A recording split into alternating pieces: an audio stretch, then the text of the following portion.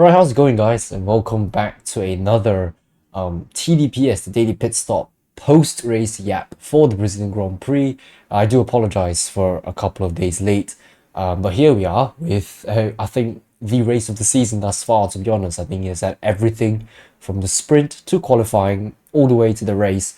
So just gonna have a bit of my thoughts. Hopefully it's gonna be a short one. I'll try to keep it as concise as possible. And yeah, let's just immediately dive right in. So I think we'll kickstart off with me giving a race rating for the Brazilian Grand Prix. I felt it was a really action-packed one. I did watch qualifying, but I didn't watch the full race because of time constraint. But I did watch, I'd say, the first 25 to about 30%. It was before the red flag of Colapinto. But I think the race had everything. Verstappen winning from 17th all the way to first. We've had that red flag with Colapinto. We've had a couple of crashes. And we've had an Alpine double podium as well. So I think the race pretty much had everything. But I wished, in terms of the title fight, I wish it was a little bit more intense. But unfortunately, we didn't get that part of the storyline. Unfortunately, Lando Norris just, I guess, didn't really have what it takes or what it took to fight with Verstappen really for a higher position. I mean, Verstappen just had amazing pace, a great drive from him. I think one of his best drives ever. I mean, he's always good in the wet, but I think this one just shows how good Verstappen is. And you can be a hater of Verstappen, but I mean, he was just remarkable in this race, and he showed to us what really Max can do. And on a good day like this, on a day like that, on a rainy day, yeah, he's given everything. So because of that, I'm going to give this race actually a rating of 9. I think it's pretty high. I don't think it's a 10. I don't think there's no race that's perfect for me. I think at 9 is as high as it's going to get, really. I think it's one of the best races I've ever watched throughout my time of supporting Formula One in general. And it was fantastic, really. I don't have anything more to say about this race with regards to how good it was. So this is starting grid and not the qualifying positions, if that makes sense. Not where they've qualified, but just where place the driver started on the grid. Verstappen had a 5-place grid penalty that obviously dropped him back from 12th all the way to 17th. And Carlos Sainz, because it changed a certain part, it put him back in the pit lane essentially after his crash in qualifying. So, I mean, there were many red flags in qualifying, weren't there? If I can remember correctly, I think there were 2 in Q1, 1 in Q2 and 1 in Q3. I can't fully remember, but yeah, I mean, there were a lot of crashes left, right and centre. I believe Albon crashed in Q3, Alonso crashed in Q3, so it may have been 2 red flags in Q3. Stroll, I think, crashed as well in Q2. Sainz as well crashed in Q2. I think that may be it. I can't remember. There were too many crashes. There were so many red flags, and it was such a crazy qualifying session. And this obviously puts me back to the point where I feel that, the wet weather tires are there for a reason, right? Back when I say that, when they postponed qualifying, I felt they should just let the show continue, and they did that in the morning of Sunday, despite the rain still pouring. They used wet weather tires as anticipated, and you can see the level of performance that we've had. We've got the 20 best drivers on the grid, and we've had crashes, we've had action. That's essentially, I think, from a fan's perspective, exactly what we want. We've seen a change in events of how qualifying even ended. The 2 racing bulls starting 3rd and 5th, so the 3rd lost and the 5th respectively. It's crazy. I don't think you would wake up in the morning and look at it that way and predict that to happen. And obviously the race gave us a bigger surprise, but I'll just talk about qualifying itself. I mean, a couple of hours before the race, racing bulls would have been on high spirits, really. Yuki Tsunoda just up there, Lawson up there as well. And honestly, when I saw them in those positions, I felt we could be in for a really good result here for Racing Bulls. The result that could see them leapfrog Haas and have a really good position to be in, be in that 6th place and try to continue to fight for that. But we'll see what happens and what happened in the race. But some shocks as well. Obviously, Hamilton eliminated, 16th place in Q1 eliminated, and I think he just struggled with the car a lot the weekend. It's been the same story really for Hamilton, I think, throughout the year, throughout the season so far. But I think this one really probably hit him one of the hardest. I mean, he drove the car. Senna drove in the morning, I think, prior to the race. So, but to be qualifying 16th and drive a Senna car, and then to start where he started in 14th, I think it's a low high and a low moment, but I think he did okay in the race. Did score a point if I'm not wrong, but we'll look at that again later. But I think in terms of the qualifying, we've had some shocks, obviously. As I say, with the racing balls, Piastri didn't really do exactly well, qualifying 8th. Albon with a crash in Q3, which obviously meant that he couldn't do any better. And in fact, he was at one point on the front row with Lando Norris, and I think that was why he tried to push a little bit more, because P1 was probably there, and Yuki Tsunoda was really close to P1 as well, arguably. So yeah, a lot of shocks really, and the rain was going crazy, rain dance. Bottas qualifying P11 was crazy. Verstappen in P12, Perez in P13, both Red Bulls eliminating Q2. That was a shock as well. But of course, with the crash that happened, that resulted in the red flag, that meant that Verstappen couldn't have the opportunity to continue his lap, or finish his lap rather, and I think that would put him in the Q3 position. But where he qualified on that morning, Sunday morning, and where he started, that just made his win, I guess, a lot more of a fairy tale ending, and it's something that I think many people wouldn't have expected it, to be honest. I think to start in 17th. In fact, it's an idea of emulating Hamilton's performance in Sao Paulo a couple of years back, when he was fighting with Verstappen for the title, and Hamilton went from all the way last to first. So it gave off the similar vibe, but Hamilton was in the dry and Verstappen was in the wet. And again, it just shows how good Verstappen is in the wet, how fantastic and how remarkable the caliber of a driver that he is. So yeah, a crazy qualifying session, and I think whoever watched qualifying that day would have been super excited for the race, and so was I. And of course, this was how the race ended. Again, Colapinto with a red flag. First of all, Stroll couldn't even finish a formation lap. Turn 3, 4, lost the car, lost the brakes, lost everything. Tried to start the engine again, tried to move the car again, ended up getting beached. That was really hilarious, to be honest. But because of that in the end, that delayed the start of the race, which was a bit annoying for me because I would have wanted to watch more. But yeah, the race delayed for like another half an hour or something. The formation lap discrepancy, that was pretty crazy as well. I think at the end of the day, the drivers only got a fine and not any sort of grip penalty or whatever time penalty after the race. But I felt that needed to be addressed as well to the drivers, that they should know when it was an orange light, you shouldn't move the car from your starting position. You should just stay there and wait, because I think that was the point for the mechanics to actually come out and go back to their respective team cars. So that was something I think Norris maybe wasn't familiar with these sort of procedures, because he's not usually at the front, and to be in that position in the rain and with a lot of things that was going on, I think communication wise was quite difficult. I think it's fair for a fine to happen. Maybe I think a penalty, whether it be a time penalty or a grip place penalty for the next race, I felt that would have been a little bit too harsh, because Norris wasn't the only one. Yes, he probably instigated that, but he wasn't the only one to do that. So that was, I think it was a good decision made by the FIA to do that. But yeah, Stroll with the crash, with the beach, immediately I felt that was very questionable. And of course, Albon with his Q3 crash, which was too much really to start the race even. So unfortunately, Williams could only come in with one car, and that was Colapinto's car. Obviously, Colapinto in lap 33, if I remember correctly, with the crash. And yeah, brought on the red flag. So that was crazy. It is what it is. Ultimately, conditions were treacherous, and yeah, that proved to be the case. Hulkenberg lost the car, couldn't get it out. He was beached, and because of that, had the black and white flag. Yeah, just essentially the marshals helped him out with the car, but he had to drive back to the pits, or rather, he just couldn't continue the race, because once the marshals actually touched the car, the drivers can't continue the race in any shape or form.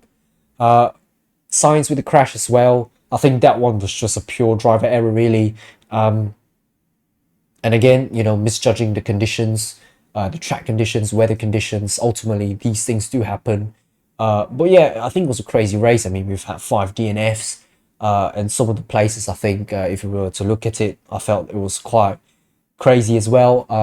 3 and 5 initially for the Racing Bulls to end up in 7th and 9th.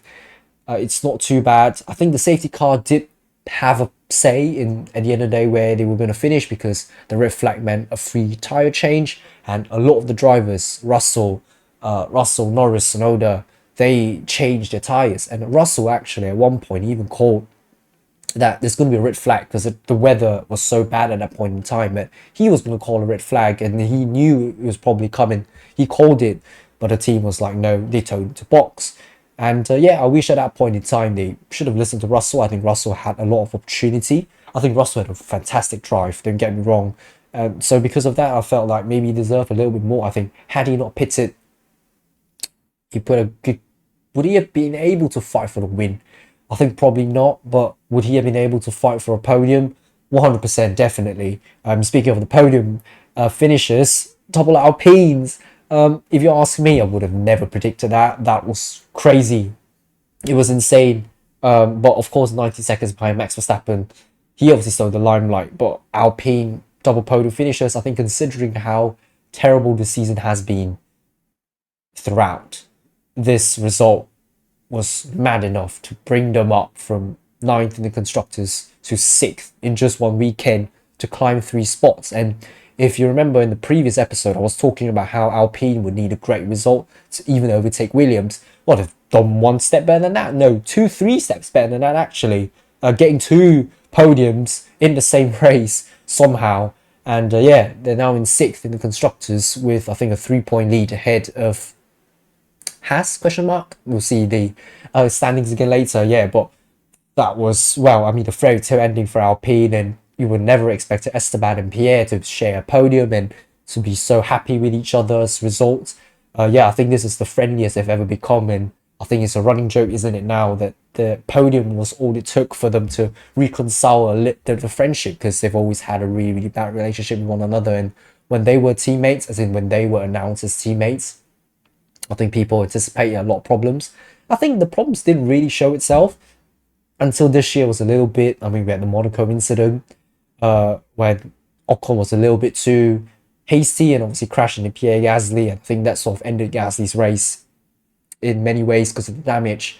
But yeah, I mean, that could also have been a turning point of why Ocon had to was going to leave, etc., etc. But I don't think we want to dwell onto that. I think we just got to dwell on the fact that they have had a fantastic race this weekend. Ocon qualified really well, obviously, in qualifying already, and to finish that position was even better. So yeah, it's a fantastic weekend for Alpine. I think for them, they couldn't expect any more. Verstappen was on his own again. Verstappen showed dominance, and yeah, that was pretty much it really for the race. I think to conclude, great race, honestly, throughout. Missed opportunity for Williams, of course, missed opportunity for McLaren, and I think even for the Ferraris as well, I think it was a missed opportunity. Yeah, and of course that will mean for the driver standings, Verstappen actually extends his lead over Lando Norris to now 62 points. I think all he needs now is like 8 points to win the championship, really. So I think he stands a great chance already. I think what he needs to do is just finish, or rather, in order for the fight to continue, Lando needs to finish a position ahead of him, plus I think a fastest lap. But I'm not exactly too sure what the configurations are, and I don't really want to look into that because I feel that it's quite set in stone now. Last time out, I said that Lando Norris could take it down to the wire if Max has a DNF, etc. But I think now it's almost pretty much done and dusted for Verstappen. I think Verstappen's probably going to win this already, with maybe 2 races to spare, providing no reliability problems in Las Vegas. But Las Vegas is a power track, and I think it suits Red Bull a lot more than the McLaren, although it could be tight in qualifying, you never know.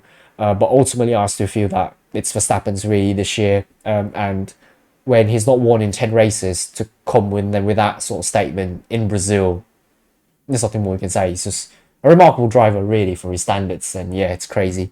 Obviously, Sainz didn't finish the race. Piastri didn't score too many points either, extends the gap a little bit over Sainz, but that's about it really.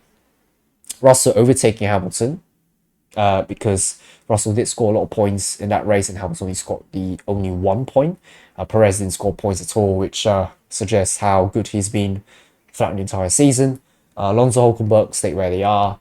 Tsunoda scored a couple of points. Lawson scored a couple of points. But of course, Gasly and Ocon catapult themselves up the driver standings as well. Gasly in 12th, Ocon in 14th now, and the rest of the drivers are pretty much stay where they are. I mean, in terms of points, but in position wise, it is what it is. And obviously, your bottom three, you've got the same bottom three. Yeah, just that's how the race panned out essentially.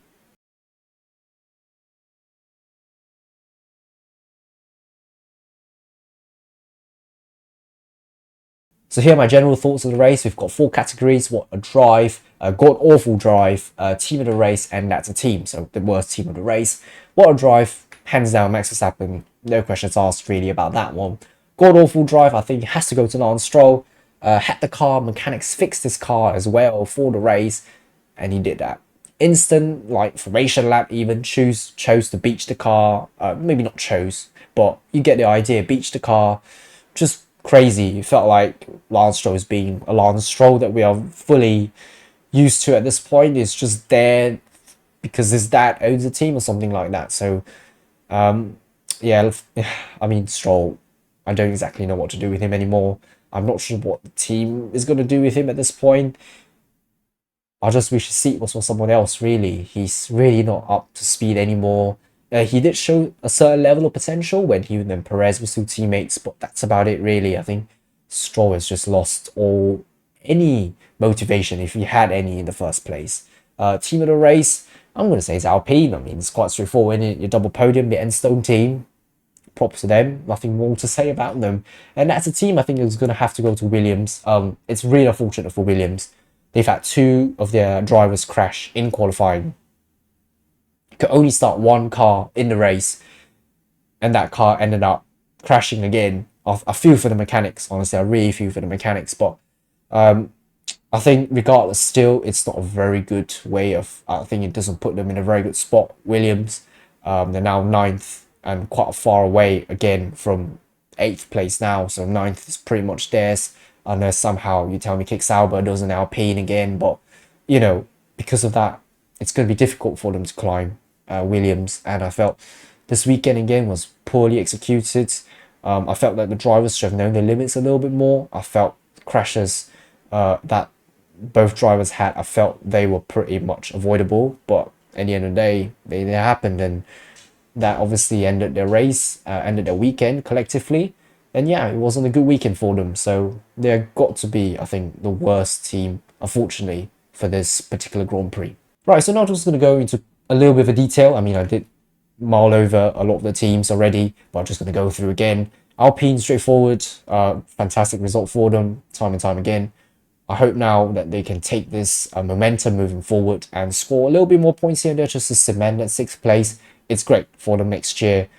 They can use the money, the prize money for finishing sixth, and use that to their advantage to hopefully get in better upgrades next season. And I do hope the management obviously gets better. I hope the team is better in general next year. When Doohan comes in with Gasly, I hope they have a good relationship as well. And I do hope, yeah, as I said, keep the momentum throughout the rest of the season, and hopefully next year will be a better year for them.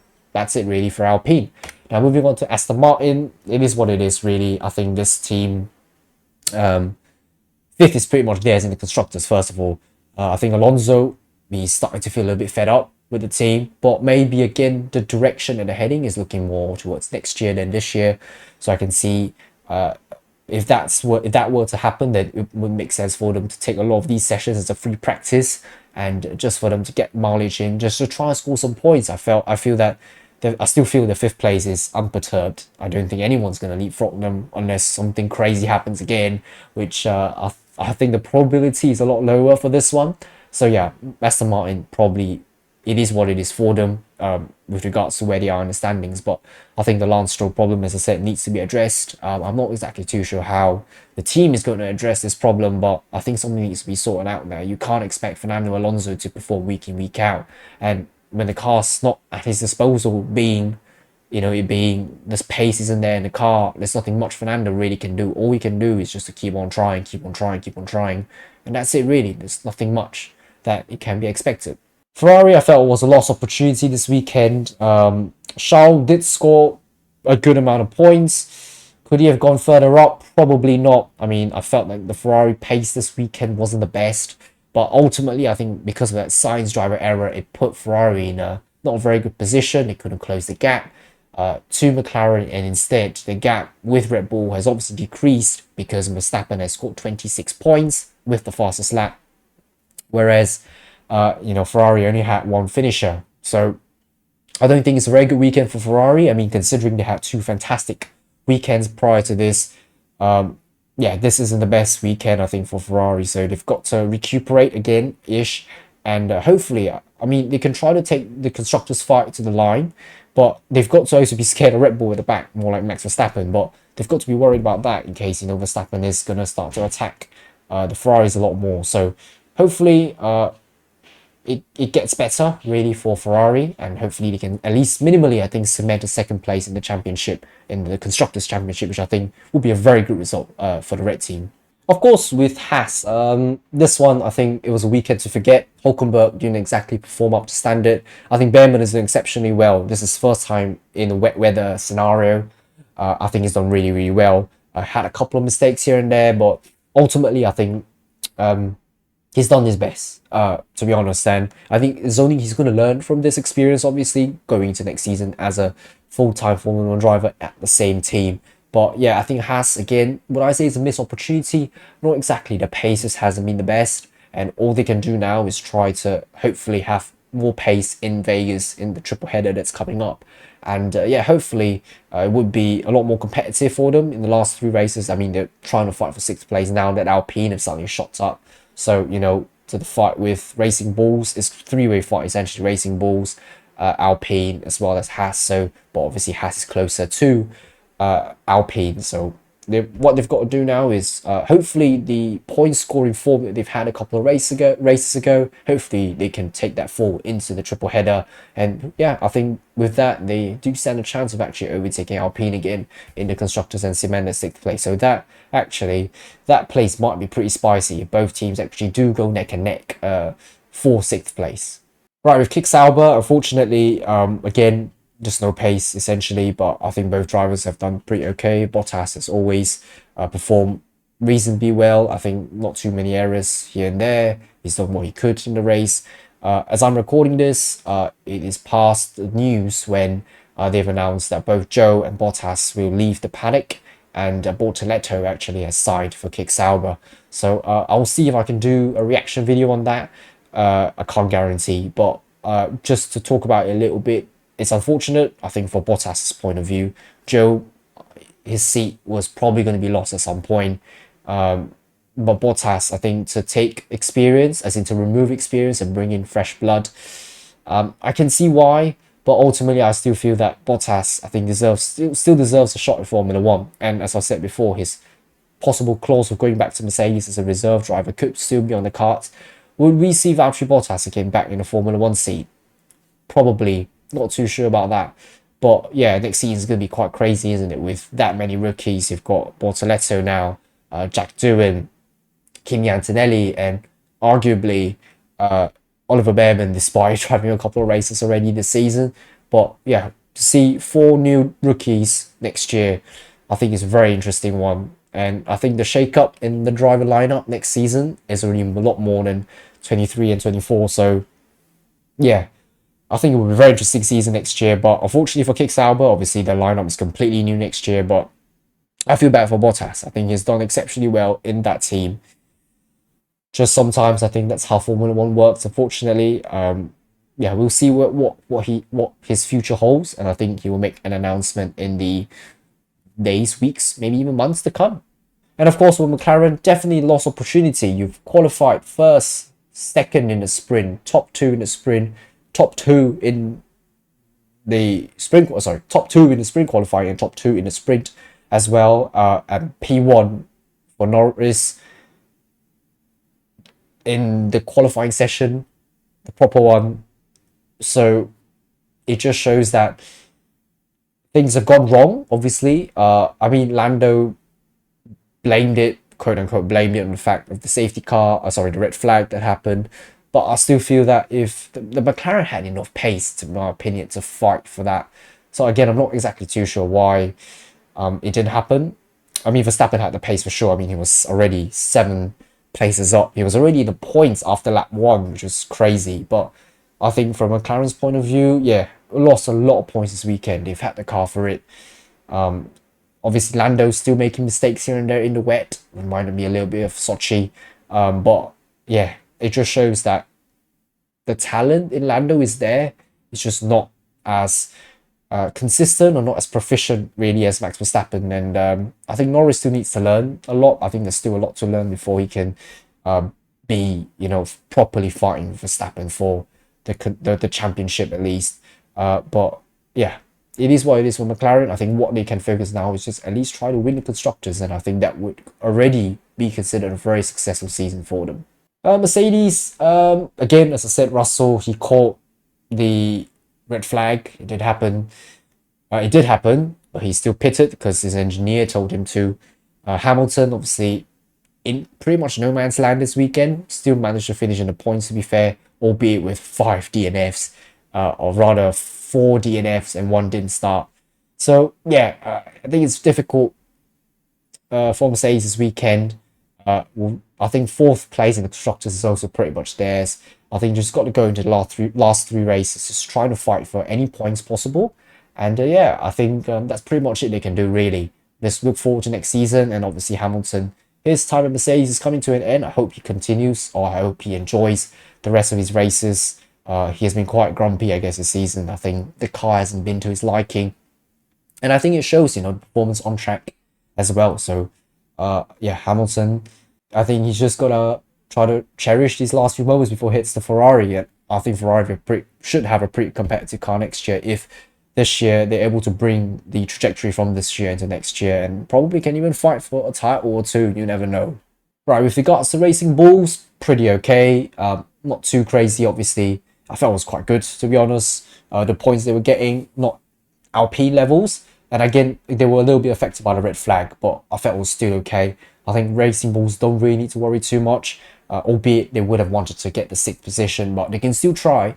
But I think considering what has happened in that entire Grand Prix throughout that weekend, I felt it was quite good for Racing Bulls. It wasn't too bad of a weekend. Hopefully in the last 3 again, they do become competitive in some ways, and as I said, try to take it down to the wire with that 6th place. But we'll see what Racing Bulls can offer for us. But again, the qualifying, Yuki Tsunoda and Liam Lawson, that was sensational. That was definitely the highlight of their weekend, and I think that at least helped them to secure a decent amount of points over the weekend, at least over Haas. I mean, with Red Bull, I think I've said enough on Max Verstappen. Perez with a lap 1 spin on his own accord again, didn't touch anyone because of that. His race was pretty much gone after that. He didn't really do anything, couldn't even score points.